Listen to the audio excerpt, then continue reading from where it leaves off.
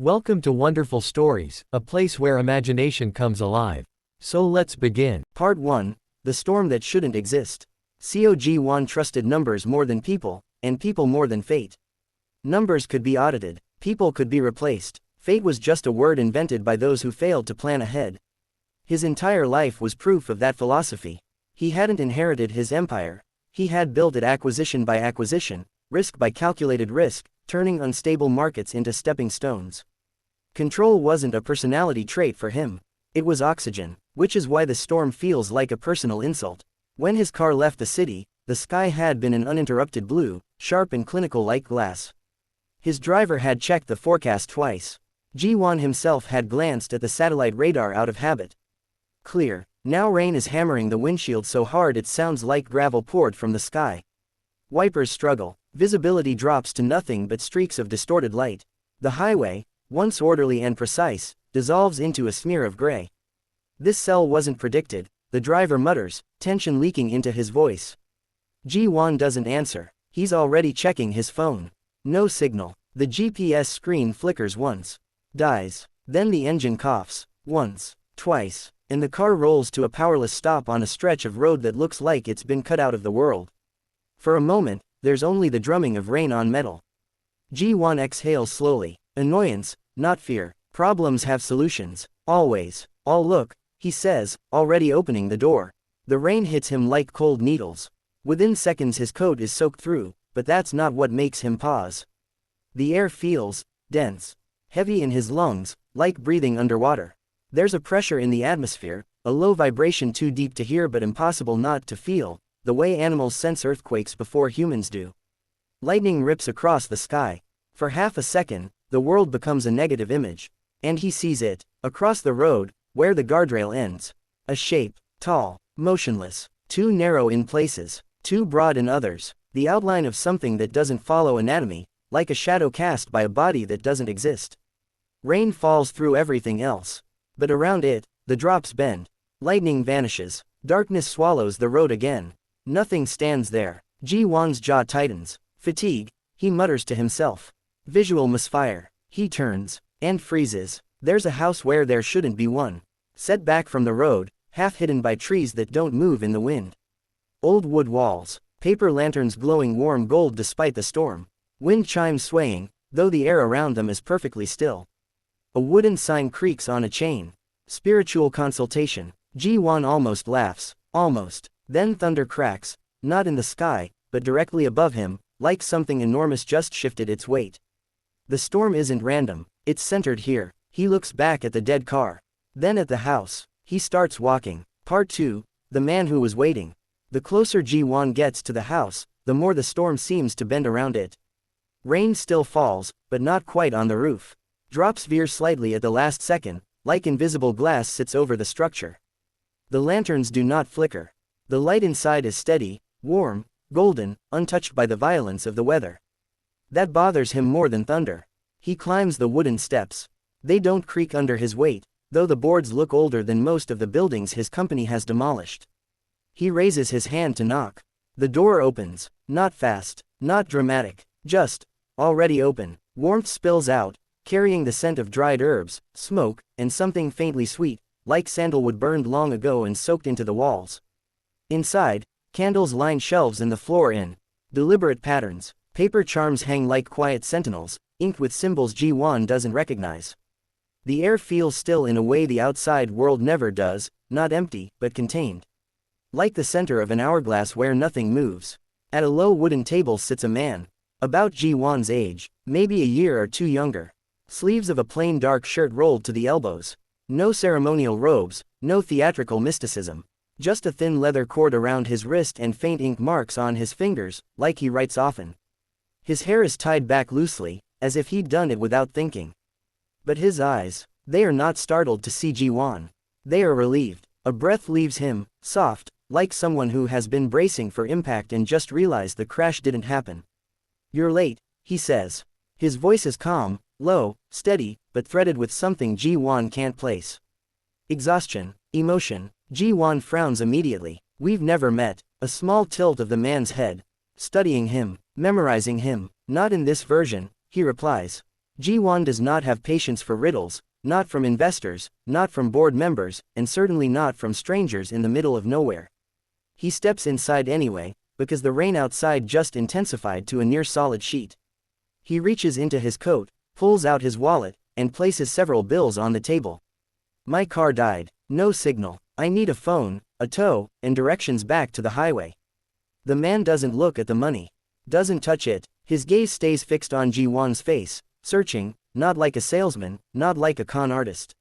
Like someone checking a wound. You were supposed to die tonight, he says quietly. The words don't echo. They drop, heavy. The temperature in the room seems to fall several degrees. Ji-hwan lets out a short breath through his nose, almost a laugh. You people really don't waste time. The man's expression doesn't change. I'm not trying to scare you, he says. His fingers tighten slightly on the edge of the table. I'm trying to keep you alive. Thunder crashes directly above the house. The candles flicker sideways, toward Ji-hwan. And for the first time since the engine stopped, a thin, unfamiliar line of unease slips into his chest. Part 3, The Death That Didn't Happen. Ji-hwan doesn't sit. He doesn't remove his coat. He stays standing across the low table, posture straight, expression sharpened into the same cool neutrality he uses in hostile negotiations. You have 10 seconds, he says evenly. Then I leave. The man doesn't argue, doesn't try to stall. Instead, he glances toward the window, not nervously, but like someone tracking a clock only he can see. 12 minutes from now, he says, a freight truck will lose control on Highway 6 during the curve near mile marker 41. Brake failure. It will jackknife across 3 lanes. Ji-hwan's jaw tightens slightly. He drove that route often. It crushes the driver's side of your car, the man continues. Impact is instant. You don't feel pain. Silence spreads between them, thick as fog. Ji-hwan lets out a quiet breath through his nose. That's very specific. Psychic hotline scripts getting better. I watched it happen, the man says. Not dramatically, not loudly, just truthfully. Ji-hwan's irritation sharpens. I told you, I didn't take the highway. Yes, the man agrees. Because I made sure you couldn't. Lightning flashes, not outside, but across the windows like light moved sideways. Ji-hwan's eyes flick toward it despite himself. You caused the storm, he asks flatly. I diverted the probability, the man replies. Weather is easier to bend than death. Ji-hwan studies him now, properly. There's no mania in his gaze. No performance. Just exhaustion, the kind that sinks into bone. Not skin. You're saying, Ji-hwan says slowly, that my car breaking down, the GPS failing, the storm trapping me here, that's your doing. A nod. Because if you died tonight, the man says quietly, something worse would wake up. The room seems to contract. Ji-hwan has sat across from war profiteers, corrupt ministers, men who built empires on human suffering, and none of them spoke with this kind of weight. Define worse, he says. Before the man can answer, thunder explodes. Not in the sky, on the roof. The entire house shudders like something massive just landed above them. The candles gutter violently. One charm on the wall peels away and burns from the inside out. The man stands so fast his chair tips backward. It's early, he murmurs. Ji-hwan's pulse spikes. What is? The man looks at him, and for the first time, fear breaks through his composure. It wasn't supposed to find you until after midnight. A slow, unnatural stillness spreads outside. The rain stops mid-fall. Not fades, stops. Drops hang motionless in the air beyond the window like glass beads suspended on invisible threads. Ji-hwan's breath shortens. What? He says quietly, found me.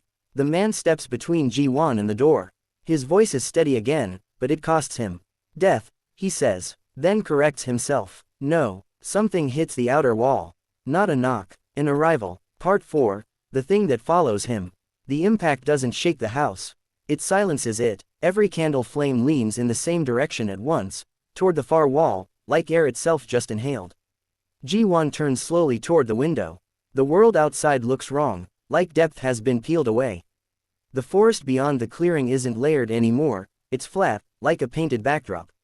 The air between the trees shimmers, bending inward toward a single point. And then he sees it. Standing at the tree line. It doesn't step forward, it doesn't move at all. But it is closer than before. Taller than the house, yet somehow narrow, like a shadow stretched vertically past its limits. Its edges blur in and out, as if reality can't decide where to place it. The darkness of it is not the absence of light, its density. Like space folded too tightly. Ji-won's mind searches for comparisons. Smoke? No. A figure under deep water? No. It looks like a hole cut into the world, shaped roughly like something that used to be human. The rain around it is still frozen in the air, except near its outline. There, the droplets vanish. Erased. What is that? Ji-won hears himself ask. The man beside him answers without hesitation. The debt collector. Ji-won almost laughs, but the sound dies in his throat. His body knows before his logic catches up, this is not metaphor. I don't owe anyone, he says automatically. You do, the man replies softly. Just not money. A faint vibration hums through the floorboards. Not shaking, resonance, like a low note being played beneath hearing range. The man moves quickly now, crossing the room. He presses his palm against a paper charm on the wall and whispers something under his breath. The ink flares briefly gold. More charms along the walls ignite one by one, forming a faint perimeter of light. Ji-won watches, stunned by the quiet precision of it. You plan for this. I plan for it every time, the man says, and then freezes, like he didn't mean to say that out loud. Ji-won turns sharply. Every time, before he can push further. The shape outside tilts, not like a head turning. Like a tower leaning. The air between the house and the forest compresses, warping like heat over asphalt. The wind chimes outside rattle once, and stop mid-swing, perfectly still. The man steps in front of Ji-won without looking at him. Protective, instinctive. It's tracking you, he says. How? A beat. Your soul leaves a pattern, the man replies. Like a scent. Ji-won's stomach tightens. That's not a sentence that should exist. No, the man agrees quietly. The wall behind them creaks. Wood fibers strain as if pressure is building from the outside in. Ji-won forces himself to ask the question clawing up his throat. What happens, he says, if it gets inside? The man doesn't answer immediately. Because they both already know. A long, thin crack appears across the window glass. From the outside, as if something touched it without hands.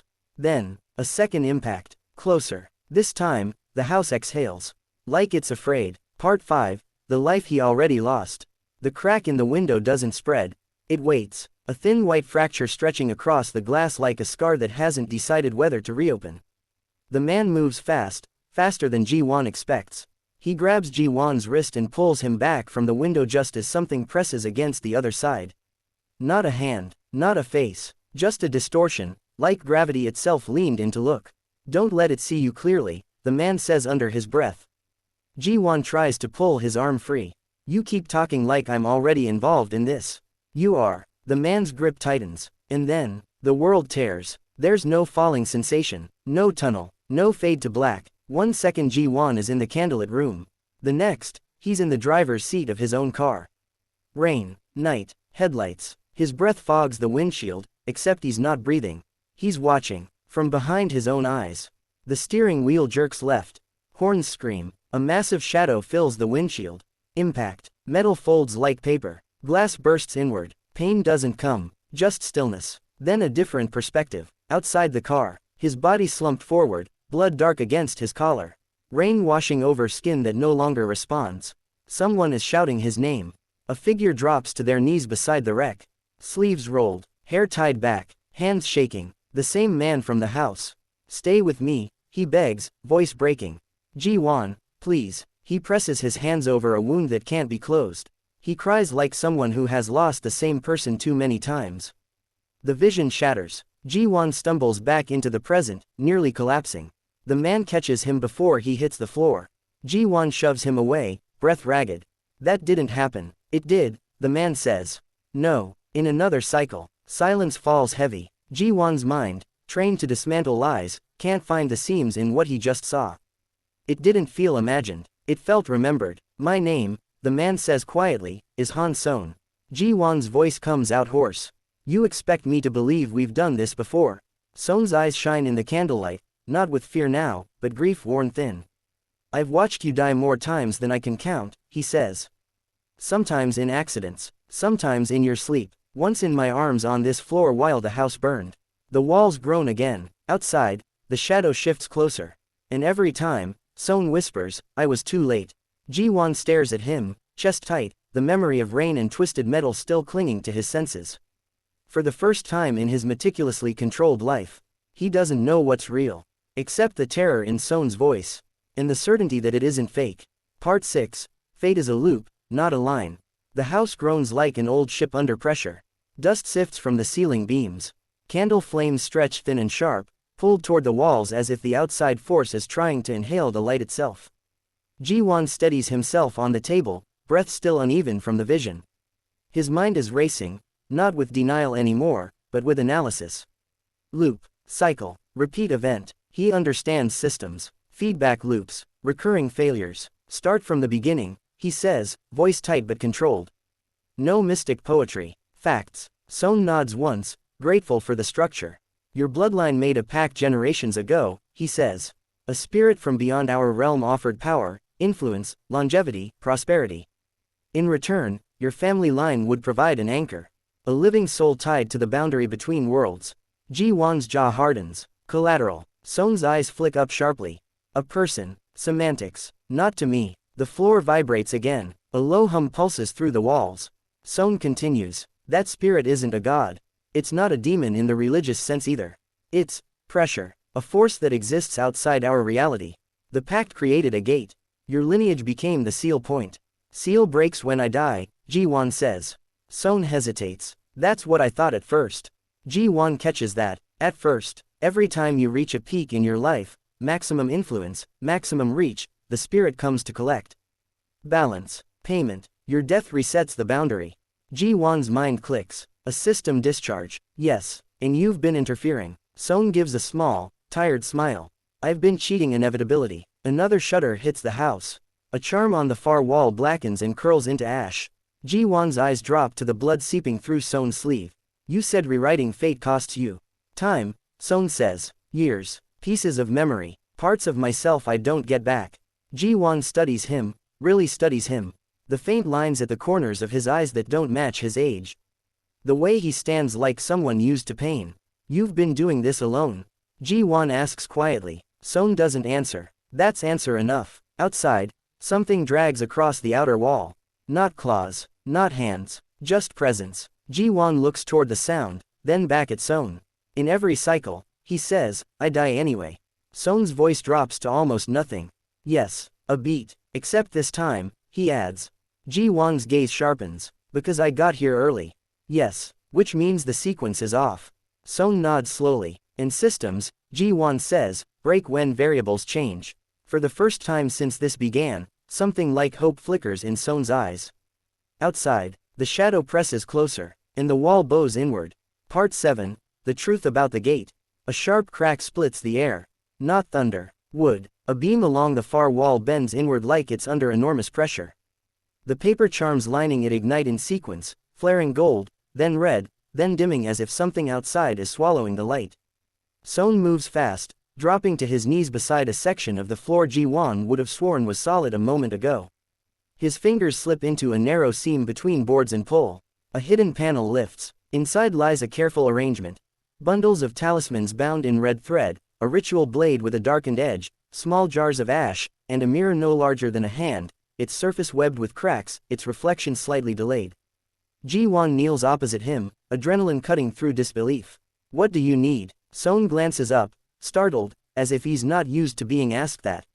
Your blood, he says. If you're the anchor, your blood strengthens the seal. Ji-hwan doesn't hesitate. Do it. Seon grabs the ritual blade, slices his own palm first. Blood drips onto a talisman. Nothing happens. Seon freezes. That's wrong, he whispers. Another groan shudders through the house. The mirror in the box fogs from the inside. A handprint appears against the glass, from the other side. Ji-hwan feels heat spread under his skin. Not pain. Pressure. Like something waking in his veins. What's wrong? He demands. Seon looks at him, and goes pale. You're not responding like a lock, he says. The mirror explodes outward. Glass scatters across the floor. A voice fills the room, layered, echoing, vibrating through bone. He does not seal the gate. The air crushes inward. Ji-hwan drops to one hand, breath forced from his lungs. Gold light pulses faintly beneath his skin, tracing his veins like cracks in porcelain. Seon's voice shakes. No, no, that can't be. He opens it. The truth lands like a physical blow. Ji-hwan isn't the barrier. He's the key. Every death wasn't payment, it was activation. Seon's mind races visibly, years of assumptions unraveling in seconds. Your death doesn't close the gate, he breathes. It unlocks it fully. Ji-hwan laughs once, short, disbelieving. So the plan was never containment. No, Seon whispers. Outside, the towering shadow shifts. Closer. Hungry. Ji-hwan looks at his glowing hands, then at Seon. All those timelines, he says quietly. You saved me, and still lost the world. Seon can't meet his eyes. Because that, too, is true. Part 8. The past Seon never told him. The house trembles like it's breathing its last. Dust drifts through the air in slow spirals. The golden light under Ji-hwan's skin pulses brighter, then dims, like something testing the boundaries of his body from the inside. Seon grabs his shoulders, grip firm but shaking. Listen to me carefully. There's still time. If we sever the connection before full activation. In every timeline, Ji-hwan cuts in, voice rough, I die before that happens. Seon's silence confirms it. Ji-hwan's eyes sharpen. What happens after? Seon closes his eyes. Ji-hwan shakes him. What happens? A long breath leaves Seon's chest, like surrender. Flash. Ji-hwan sees it, not a vision forced into him this time. A memory Seon carries. The sky above a city is red, not from sunset but from a tear stretching across the clouds like a wound in reality. Buildings stand intact, but wrong, like reflections slightly misaligned. Shadows move independently of the people casting them. A woman stands in the street, staring at her own hands like she doesn't recognize them. Then her face goes blank. Her memories peeling away like mist. Seon's voice overlays the image. The gate doesn't open like a door, he says quietly. It leaks. Flash. Hospitals filled with patients who aren't injured but are missing themselves. Eyes empty. Personalities eroded. Flash. Creatures that are not alive walking through daylight, unnoticed at first, because human minds cannot process what they are seeing. Flash. Seon alone in a ruined version of this same house, drawing a circle in blood on the floor. I always find a way back, he whispers. A reversal ritual, a fracture point in time. Flash. He kneels beside Ji-hwan's broken body on a roadside. Crying. Every time, Seon says, voice breaking now, I choose to lose you instead of losing the world. The visions end. Ji-hwan stands very still. You've been carrying that alone, he says. Seon looks away. I couldn't tell you, he says. If you knew, you would have sacrificed yourself sooner. The cycle would have closed faster. Ji-hwan lets out a slow breath. For someone who rewrites fate, he says quietly, you really don't trust anyone else with the pen. Another impact hits the house. Closer. The wards along the walls flare, and one goes dark. Seon's voice drops to a whisper. If we save you, he says, the gate opens. Ji-hwan meets his eyes. Then we don't choose between me and the world, he says. Seon's brows knit. There is no third option. Ji-hwan's expression hardens, not with fear. With decision. Then we make one. Part 9. Love is the variable fate. Couldn't calculate. The last protective charm on the wall burns through. Not slowly. Not dramatically. One moment it glows, the next it disintegrates into gray ash that never hits the floor, erased mid-fall. The pressure in the house vanishes. Not because the danger is gone. Because it's inside now. The air behind Ji-hwan shifts first, like heat rippling off asphalt. Then the space folds inward, shadows layering over one another until depth stops meaning anything. And it stands there. The spirit. It doesn't enter through doors or windows. It simply exists in the room, occupying space reality didn't know it had. Up close, it's worse. Shapes move beneath its surface, impressions of faces, hands, bodies pressing outward as if trapped under dark water. Its edges blur, then sharpen, then blur again, like perception itself can't lock onto it. Ji-hwan's heart hammers, but he doesn't step back. Doesn't run, because now he understands. All those timelines, all those deaths, all those resets. He was never a victim. He was a trigger. The gold light spreads further across his skin, crawling like cracks through glass. The air pulls toward him, gravity subtly shifting as if he is becoming a point of collapse. The spirit tilts toward him. Recognition, ownership, key, the layered voice echoes. Seon grabs him from behind. Don't. Ji-hwan turns, gripping Seon's wrist. Every time I die, you carry this alone. That's my choice. Not this time. The spirit moves closer. The room distorts around it. Seon reaches for a talisman, a blade, anything. Ji-hwan stops him. Every timeline, Ji-hwan says, voice steady now, you fight fate by yourself. You sacrifice. You endure. You lose. Seon's breath shakes. Because that's the only way. No, Ji-hwan says. Then, softer. Not the only way. The spirit lunges. Seon drops the ritual, drops the spells, and instead, he wraps his arms around Ji-hwan. Chest to chest, heart against heart. If he goes, Seon whispers into the darkness, voice raw, I go too. The room stops, not freezes, pauses, because fate accounted for duty, for sacrifice, for loneliness. It did not account for shared choice. The gold light flickers, then shifts, flowing into Seon instead of outward. Their energies collide, merge, stabilize. Key and guide, anchor and witness. A closed circuit. The spirit recoils. Confusion ripples through its form. Error. The voice fractures. Ji-hwan holds Seon tighter. You don't get to use me alone, he says quietly. And the equation of destiny, built across generations, begins to collapse. Part 10. A future that isn't written. The spirit does not scream in rage. It screams in disorientation. Its shape destabilizes, layers peeling apart like shadows losing their source. The faces trapped within its darkness dissolve into streaks of dim light, pulled backward as if gravity has reversed. Gold radiance floods the house, not blinding, not violent, but absolute. It pours from the space where Ji-hwan and Seon stand locked together, their foreheads nearly touching, breaths uneven but synchronized. The force that once pulled outward toward the gate now circulates between them, contained, grounded, human. The spirit reaches for Ji-hwan again. But there is no longer a single point to claim. Only a closed loop. It falters. The voice fractures into overlapping echoes. Unbound. Light surges. The house disappears in white. Silence follows. Not the heavy silence of dread. The soft, ordinary kind. Ji-hwan wakes to warmth on his face. Sunlight. Real sunlight. Gentle, filtered through wooden window frames. Dust motes drift lazily in the beam, no longer frozen midair by impossible forces. His body feels heavy but intact. No burning veins, no pressure in his chest. Just breath, steady, alive. He turns his head. Seon is beside him on the floor, still half curled toward him, fingers tangled in the fabric of Ji-hwan's sleeve like he fell asleep refusing to let go. There are dark circles under his eyes. Dried blood on his cuff. But his face is peaceful. Ji-hwan watches him for a long moment.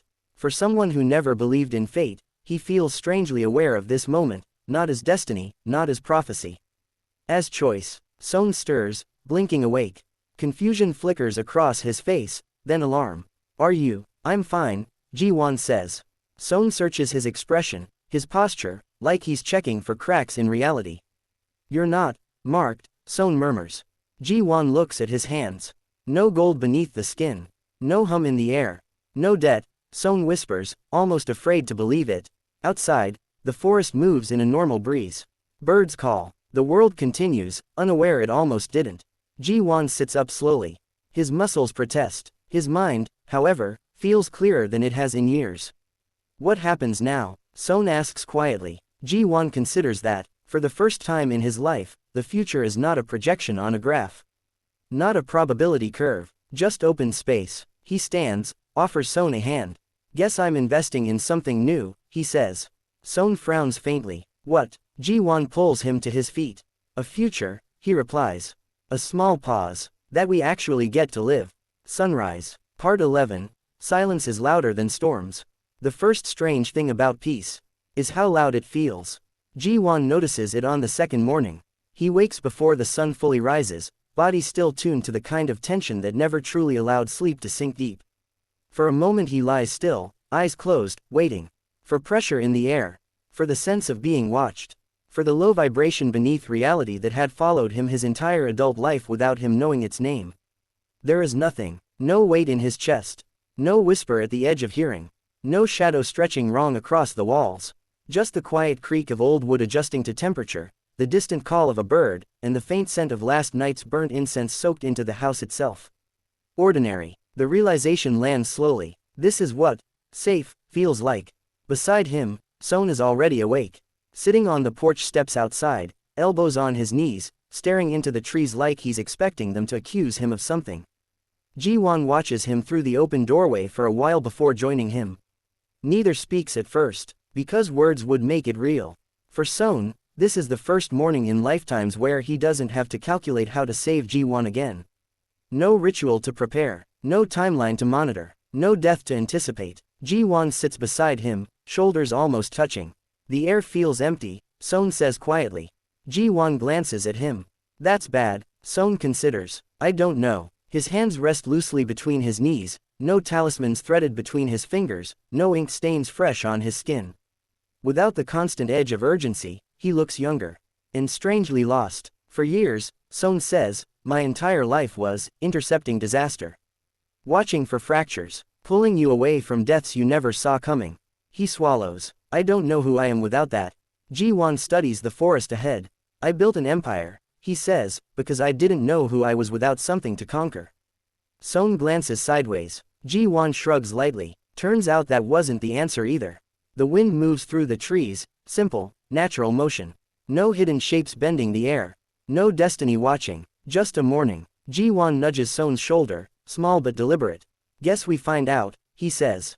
Seon looks at him, uncertainty still there, but underneath it, something warmer. Relief. Not the explosive kind that comes after survival. The quiet kind that comes after permission to stop fighting. For the first time, neither of them is standing at the edge of loss. They're just sitting on wooden steps, listening to nothing happen, and learning how to let that be enough. Part 12. A Man Without a Script. Ji-hwan returns to the city 2 days later. Not because he has to. Because he needs to see it, the life he built when he thought time was something to outrun. The skyline greets him like it always does. Glass, steel, reflections of clouds drifting across mirrored surfaces. His car glides through traffic, smooth, controlled, predictable. No storms, no shadows in the rearview mirror. His office is exactly as he left it. Floor-to-ceiling windows, screens lining the far wall. Numbers flowing in clean, organized streams. Markets, projections, acquisition targets. Control. His assistant nearly drops her tablet when he walks in. Sir, we weren't expecting you back until next week. Change of schedule, he says. That used to mean urgency. Pressure. Now it just means, he felt like it. Meetings resume. Reports stack. Voices talk about expansion, leverage, opportunity. The words pass through him differently now. Like hearing a language he once spoke fluently but hasn't used in years. Mid-morning, his assistant hands him a folder. The Singapore acquisition needs your final approval. We'll absorb 3 smaller firms in. He flips through the pages. Projected profit margins, growth curves, market dominance. A month ago, this would have felt like oxygen. Now it feels like noise. He closes the folder. Pull out, he says. She blinks. Sir, cancel the acquisition. Her voice lowers. It's extremely profitable. Ji-hwan turns toward the window. The city stretches endlessly below, people moving in patterns too small to see from here. Not everything has to be consumed, he says. The words surprise even him. She hesitates, then nods slowly, leaving with visible confusion. Ji-hwan stands alone in the office. For years, every decision was shaped by invisible pressure, a drive he thought was ambition but now recognizes as something else. A pull forward, faster, higher, bigger. Like something behind him was always gaining. But there is nothing chasing him now. No cosmic debt, no deadline written in fate. He exhales. The room feels larger. Later, he cancels 2 more aggressive expansion plans. Redirects funds into long-term stability instead of domination. His board will question it. Investors will push back. For once, he doesn't feel the need to win every angle. Because survival is no longer the metric. Living is. That evening, as the sun sets gold across the city, Ji-hwan looks at his phone. At a number saved without a title. He hesitates only a second before sending a message. Did you eat? It's the smallest, most ordinary question he's asked in years. And somehow, it feels like the biggest change of all. Part 13. Seon without the burden of time. The house feels different when Ji-hwan isn't in it. Not emptier. Just, still. Han Seon sits cross-legged in front of his altar, the morning light pale against the old wood floor. Bowls of ash, bundles of herbs, and folded talismans remain arranged exactly where they've always been. But the air doesn't hum anymore. For years, lifetimes, the space around the altar felt like standing near high-voltage wires. Threads of fate stretched through the room, visible to him like strands of light woven through people, places, moments yet to happen. He used to wake with knowledge already waiting.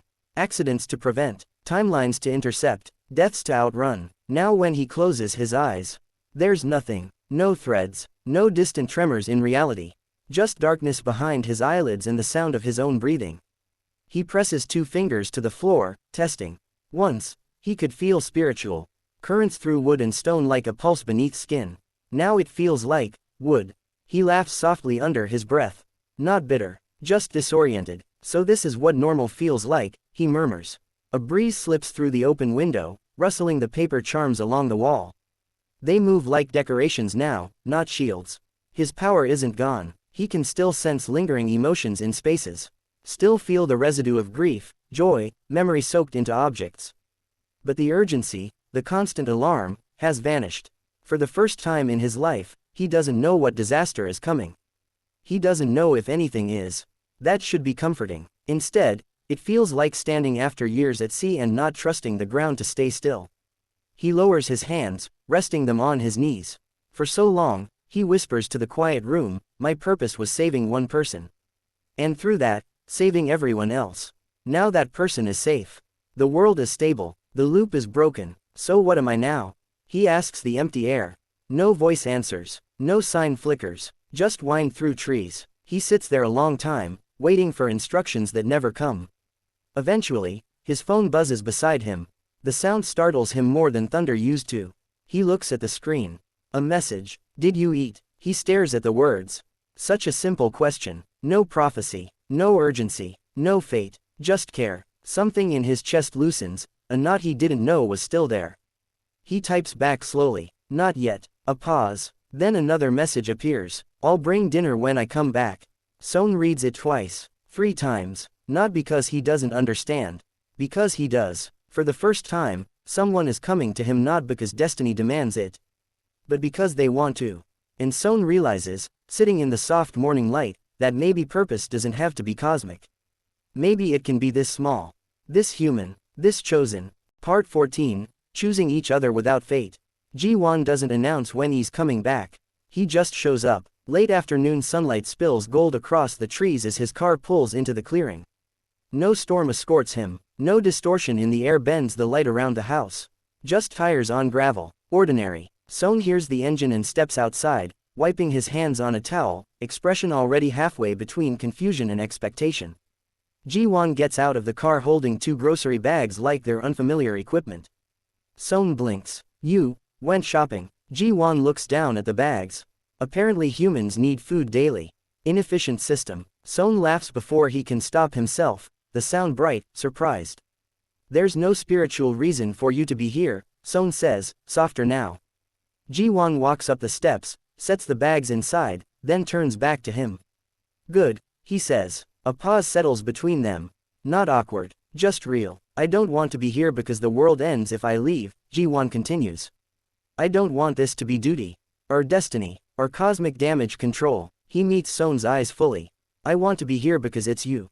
Seon's breath catches. That's the terrifying part. When fate demanded connection, there was no choice involved.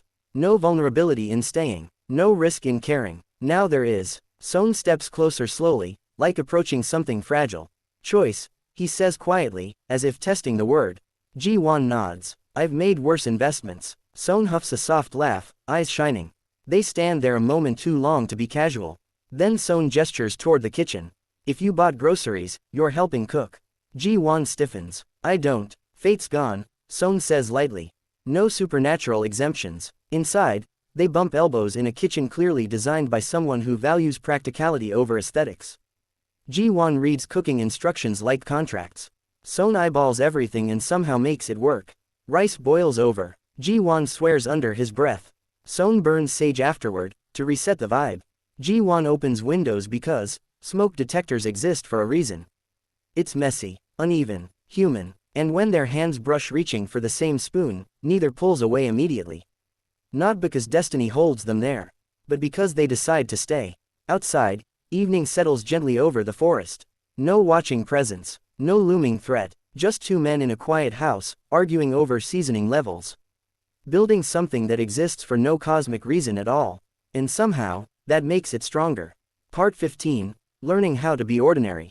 Peace, they discover, is not graceful. It's awkward. It trips over itself and leaves dishes in the sink. Ji-hwan is used to systems that run like clockwork. Schedules, efficiency, outcomes optimized to the decimal point. Seon forgets bills exist, not metaphorically, actually forgets. Ji-hwan finds 3 unopened envelopes stacked under a bowl of dried herbs. These are past due, he says. Seon squints. I thought automatic payments were automatic. They are, Ji-hwan replies. If you set them up. Seon considers that like it's advanced sorcery. Meanwhile, Ji-hwan reorganizes the entire kitchen storage in one afternoon, labeling shelves in neat handwriting.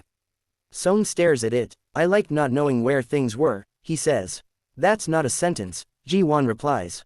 They bicker over small things. Window open versus closed, shoes inside versus outside. Ji-hwan trying to improve structural efficiency of the house like it's a corporate merger. Seon burning incense afterward because the house needs emotional balance after that energy. It should be exhausting. Instead, it feels grounding. Because every disagreement ends the same way. Not with fear, not with the unspoken knowledge that one of them might vanish tomorrow, but with a quiet recalibration. A hand brushing a sleeve in passing. A cup of tea placed silently beside the other. One night, rain falls. Real rain. Soft, steady. Ji-hwan wakes, heart jumping into his throat, body reacting before memory catches up. Storm, car, shadow. He turns. Seon sleeps beside him, face relaxed, one arm thrown loosely across the blanket. No tension in his shoulders. No murmured spells. Ji-hwan watches him, breath slowing. This might be the first time in lifetime Seon has slept without one ear open for disaster. Ji-hwan brushes a stray lock of hair from his forehead, careful not to wake him. You don't have to save me anymore, he whispers. Seon doesn't stir, but his mouth curves faintly upward, like his body understands even in rest. Ji-hwan lies back, listening to the rain. Not bracing, just listening. And for the first time in his life, the sound of a storm doesn't feel like a countdown. It feels like weather. Part 16, a future that isn't written. Weeks later, they stand at the edge of the sea. No ritual circle carved into stone. No talismans weighted in their pockets. No invisible boundary between worlds humming beneath their feet. Just wind. The cliff is uneven, dotted with stubborn grass that refuses to be pushed flat by the salt air. Waves crash below in steady rhythm, ancient and indifferent. Ji-hwan stands with his hands in his coat pockets, staring at the horizon like it's a contract he hasn't decided to sign yet. Seon watches the sky. He still does that sometimes, scanning without meaning to, like his body hasn't fully accepted it no longer needs to watch for tears in reality. Anything? Ji-hwan asks. Seon closes his eyes briefly, then opens them.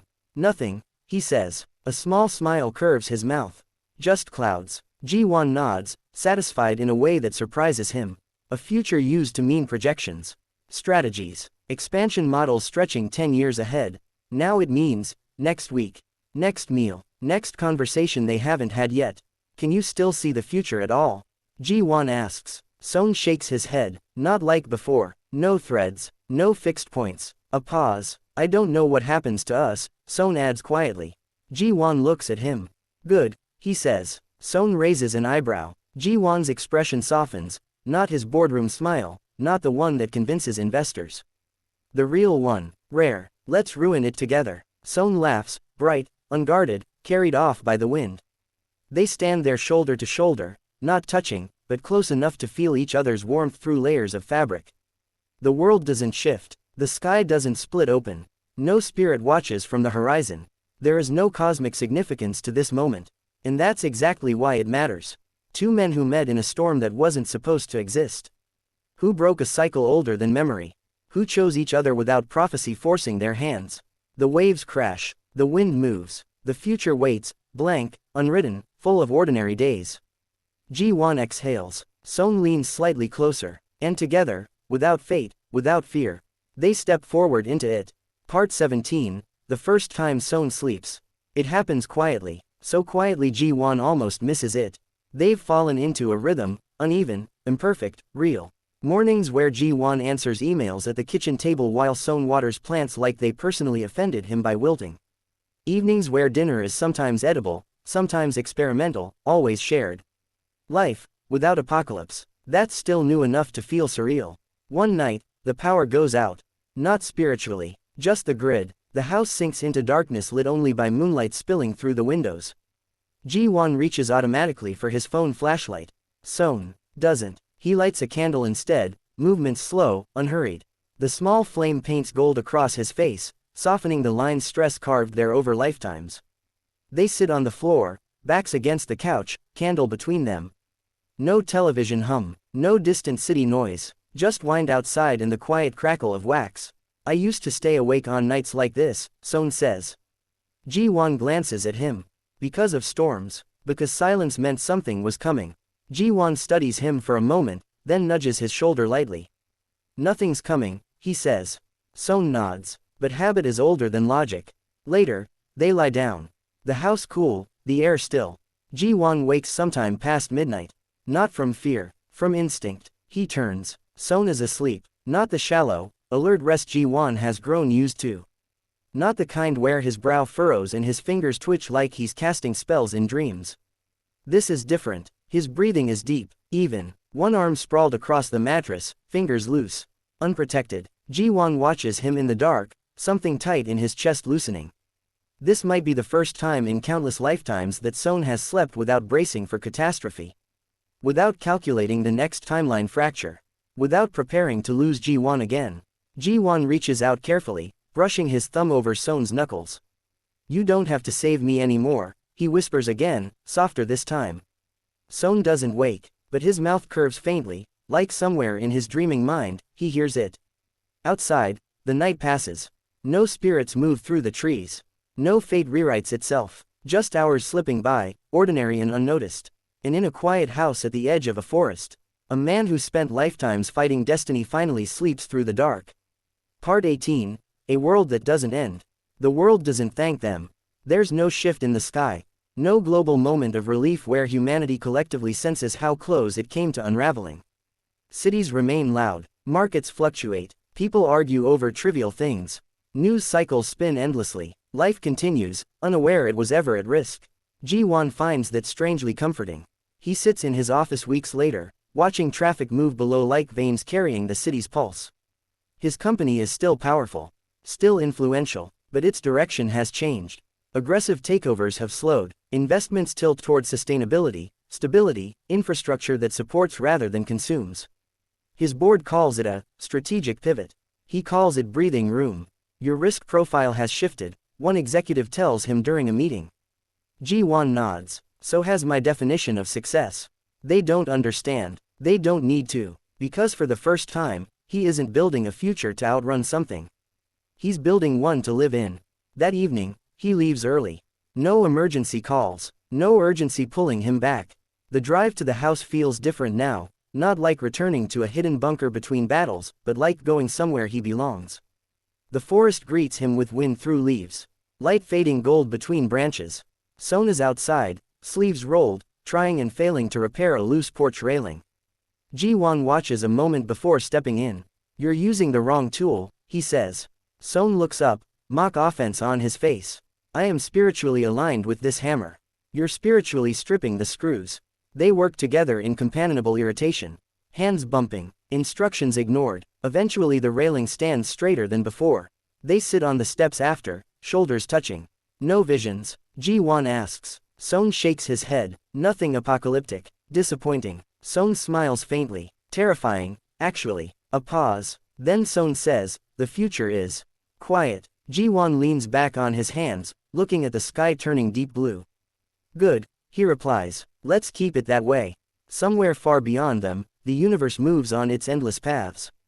But one cycle is gone.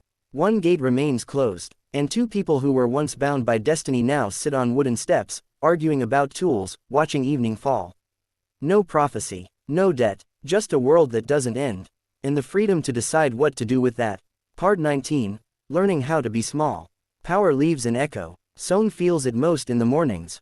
He wakes before Ji-hwan out of long habit, expecting to sense threads, glowing strands of fate stretching from people, places, possible disasters. For years, the world looked like a tangled web only he could see. Now, nothing. The air is just air. Birds argue in the trees. Wind presses against the windows. Somewhere, a truck passes on a distant road. No cosmic urgency hums beneath it. At first, the silence unsettles him. He sits at his altar longer than necessary, hands hovering over charms that no longer pulse with warnings. What am I protecting now? He asks the empty room. The room, unhelpfully, remains a room.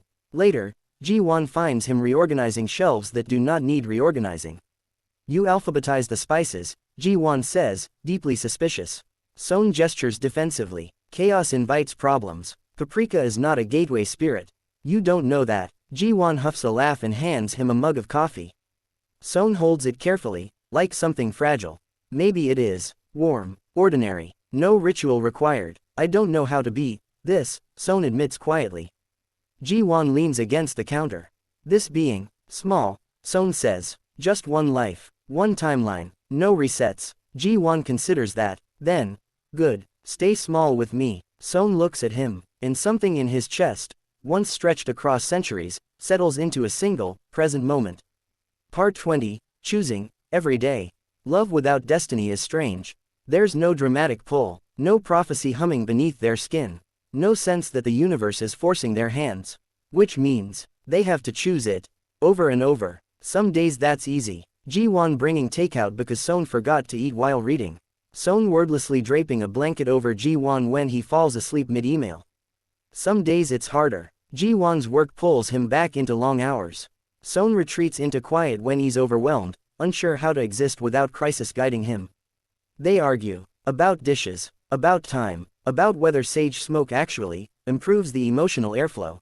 But even in frustration, there's no fear underneath. No ticking clock counting down to inevitable loss. Just two people, imperfect and trying. One night after a small, stupid fight, Ji-hwan pauses in the doorway instead of leaving the room. I'm still choosing you, he says, awkward and sincere. Seon blinks. Even when I alphabetize the universe. Especially then. Seon laughs. Soft, real. And the distance closes. Not because fate demands it. Because they step forward. Part 21, The Future That Isn't Written. They return to the cliff by the sea months later. Same wind. Same endless water. No ritual circle this time. No glowing sigils beneath their feet. Just sky stretching open and the horizon line blurring where blue meets blue. Can you see anything? Ji-hwan asks. Seon closes his eyes. Feels. Listens. Nothing answers. He opens them, and for once, the absence doesn't scare him.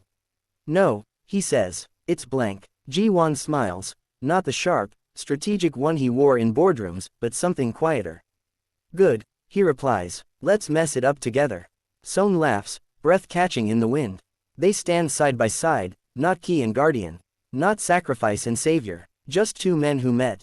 In a storm that shouldn't have existed. And built something the universe never planned. Behind them, the world moves forward. Ahead of them, nothing is written. And for the first time, that's exactly how it's supposed to be. If you like the story, don't forget to like, subscribe and hit the bell icon to get notifications for more amazing stories.